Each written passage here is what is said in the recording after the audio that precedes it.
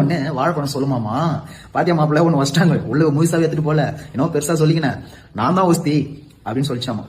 அது உள்ள எடுத்து போயிட்டு பூஜை பண்ண உடனே வெளியே வந்து குடுத்துருவாங்க அந்த பழத்தை. யாரா ஒரு குழந்தை உச்சி சாப்பிட்டோம் ஆச்சுங்களா.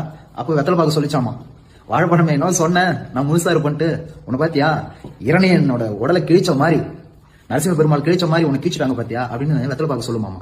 வெத்தலை பாக்கு கொஞ்ச நேரம் கழிச்சு ஒரு பாட்டி வந்துச்சுன்னா அந்த பாட்டியை வாங்கி அந்த வெத்தலை பாக்க அங்கேயே போட்டு மென்னுடுமாமா. போச்சுங்களா. அப்படி இது மூணு நினைச்சுக்கலாம். ஆமா இந்த ₹1 ஒரு பையில ஒருத்தனை பார்த்துமே எங்க அவனை காணும் அப்படின்னா அவன் தான் உள்ள தீபாராதனைக்கு கற்பூரமா ₹1 கற்பூரம் தான் பகவானை சுத்தி வருது. ₹5 வெத்தலை பாக்கவும் போயிடுச்சு, ₹10 வாழைப்பழமும் போயிடுச்சு, ₹30 சொன்ன அந்த தேங்காவும் போச்சு. என்ன அர்த்தம் அப்படின்னா இது கிடையாது.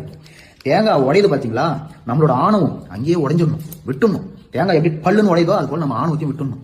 ரெண்டாவது இந்த வாழைப்பழம் தோல் உரிச்ச மாதிரி உங்க கர்ம வினைகள் உறிஞ்சிடும். மூணாவது இந்த வெத்தலை பாக்கு மாயமா வயிற்றுக்குள்ள போச்சு பாத்தியா.